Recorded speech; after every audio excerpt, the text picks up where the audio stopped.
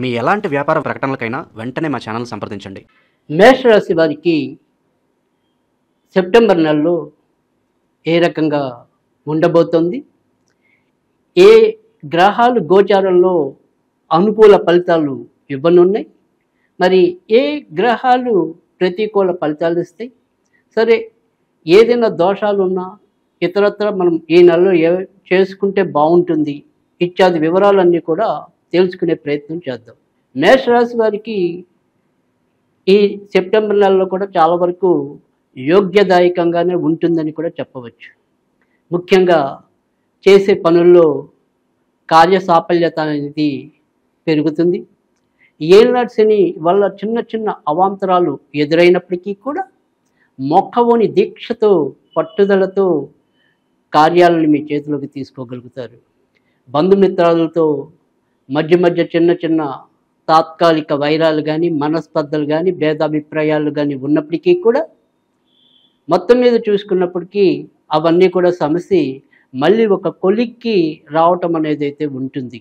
అయితే మధ్య మధ్య ఎప్పుడైనా సరే ఇటు సంతాన పరంగా అయితేనేమి, తోడబుట్టిన వారి వల్ల అయితేనేమి కొంత ఒత్తిడి, చిన్న చిన్న అలుకలు ఇటువంటివి ఉన్నప్పటికీ కూడా అమ్మయ్య అని ప్రతి విషయంలో కూడా ఊపిరి పీల్చుకోగలుగుతారు.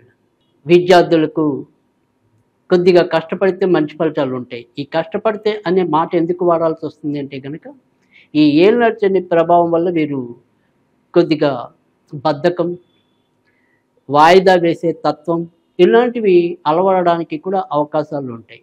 కనుక విద్యార్థులు ఈ రకమైన తత్వాన్ని కొద్దిగా నియంత్రణలోకి తెచ్చుకుని వీరు గనక పట్టుదలతో చక్కగా ప్రయత్నించినట్టయితే చాలా చక్కటి మంచి విజయాలు వస్తాయి. ఎందుకంటే ముఖ్యంగా ఈ రాశ్యాధిపతి 6వ ఇంట్లో ఉండటం, లాభస్థానంలో కూడా మరి రాహు గ్రహం ఉండటం, ఇలా ద్వితీయ తృతీయంలో కూడా మంచి గ్రహాలు చోటు చేసుకోవటం ఇత్యాది ఇవన్నీ కూడా వీళ్ళకి మేషరాశి వారికి ప్రస్తుతం ఉన్న గోచారం కలిసొచ్చే అంశంగానే చెప్పవలసి ఉంటుంది. కనుక ఎవరైనా సరే అటు ఉద్యోగస్తులు అవ్వచ్చు, వ్యాపారస్తులు అవ్వచ్చు, విద్యార్థులు అవ్వచ్చు, ఎవరైనా కానీ కొద్దిగా తొందరపాటు లేకుండా, రిస్క్ అనేది లేకుండా, ఒత్తిడి అనేది తీసుకోకుండా చక్కటి సహనంతో కనుక ప్రయత్నించినట్టయితే చాలా మంచి విజయాలు నమోదవడానికి కూడా ఆస్కారం ఎక్కువగా కనిపిస్తుంది. కొత్తగా పెళ్లి కావాలి అనుకునే వారికి కూడా ముఖ్యంగా సెప్టెంబర్ 13వ తారీఖు దాటిన తర్వాత నుంచి మంచి ఫలితాలు ఆరంభమవుతాయి. శుక్రుడి యొక్క అనుకూల స్థితి వల్ల మరి అటు ప్రేమ వివాహాలకి, సాధారణ వివాహాలకి, అన్ని వివాహాలకి కూడా మరి శుభ ఫలితాలే ఎక్కువగా గోచరంలోకి వస్తున్నాయి.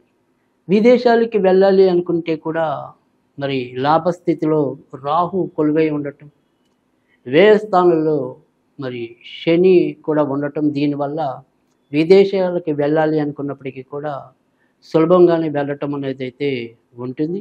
అయితే మరి వెళ్ళాక అక్కడ ఏదో పరిస్థితులు బాగుంటాయా, అనుకూలకంగా ఉంటాయా, అనుకూలకంగా కాకుండా ప్రతికూలకంగా ఉంటాయా అనేది మాత్రం చూసుకుంటే కనుక ఇటు ఉద్యోగాల విషయం మీద వెళ్ళే వాళ్ళకన్నా కూడా ఏదైనా సరే చదువు రీత్యా వెళ్ళే వారికి అయితే కనుక ఒకంత మంచి ఫలితాలు ఉంటాయని కూడా మనం చెప్పుకోవాల్సి ఉంటుంది.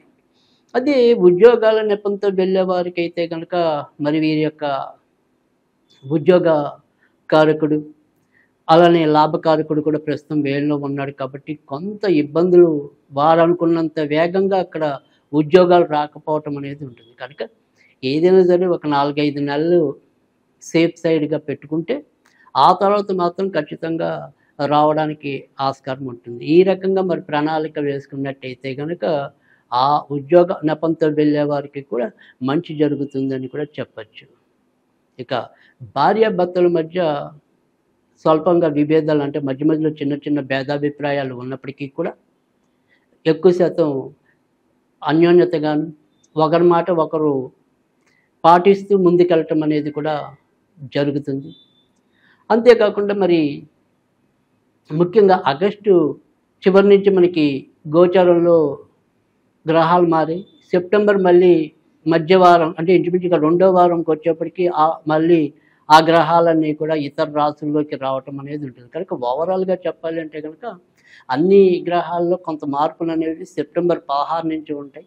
కనుక సెప్టెంబర్ 16 తర్వాత నుంచి ఈ భార్యాభర్తల మధ్య ఏమైనా సరే కొంత స్వల్పంగా విభేదాలు చోటు చేసుకోవటం అనేది ఉంటుంది. లేదా ఎవరికైనా సరే కొంత తాత్కాలికంగా ఇతర స్నేహాల వల్ల ఇబ్బంది పడే సూచనలు కూడా ఉంటాయి. ఇక దీంతో పాటుగా జీవిత భాగస్వాముల్లో ఎవరో ఒకరి అనారోగ్యం అనేది కూడా కొద్దిగా ఇబ్బంది మధ్య మధ్యలో ఎదుర్కోవటం అనేది అయితే కనిపిస్తుంది. కనుక ఆరోగ్య విషయాల్లో ముఖ్యంగా దీర్ఘకాలిక రోగాలు ఉన్నవారు వారి యొక్క ఆరోగ్యం మరి దినచర్యల్లో మీరు సరైన విధానంలో వెళ్ళటం అనేది అంటే ఏదైనా సరే సమయపాలన అనేది దీర్ఘకాలిక వ్యాధులకి అవసరం.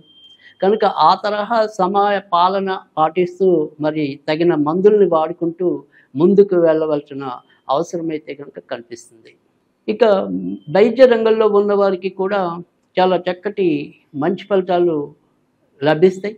ముఖ్యంగా సెప్టెంబర్ 16వ తారీఖు తర్వాత నుంచి వీరు ఊహలకు అతీతంగా మరి మంచి సంపాదన గడించడానికి కూడా అవకాశాలు ఎక్కువగానే కనిపిస్తున్నాయి.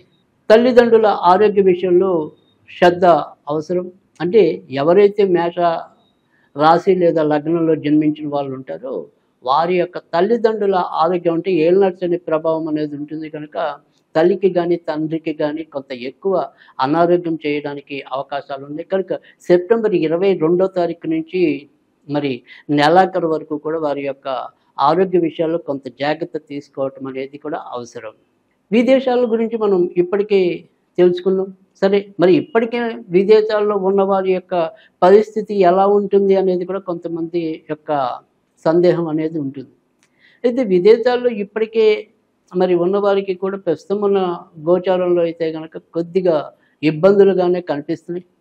ఎప్పుడు వారి వారి యొక్క ఉద్యోగాల్లో ప్రతిస్తంభన అనేది వస్తుందో లేదా ఉద్వాసన అనేది వస్తుందో కొంత అయోమయ పరిస్థితులు నెలకొనే అవకాశాలు అయితే లేకపోలేదు.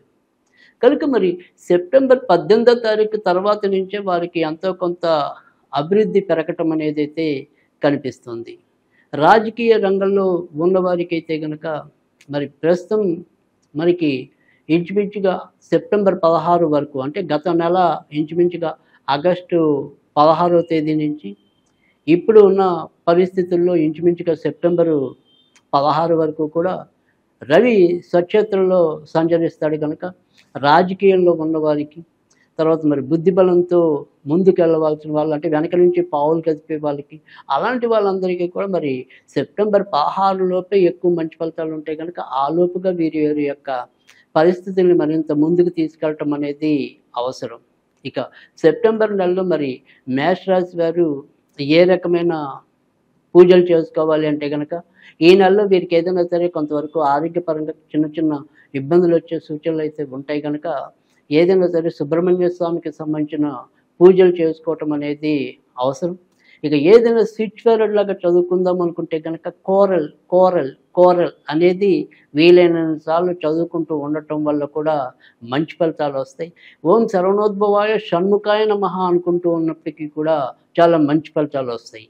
ఈ రకంగా మరి మేష రాశి వారు కనుక తమ యొక్క నియమాల్ని పాటిస్తూ ముందుకెళ్ళినట్టయితే కనుక చాలా అద్భుతమైన యోగవంతమైన కాలంగానే సెప్టెంబర్ మాసాన్ని వీరికి చెప్పవలసి ఉంటుంది.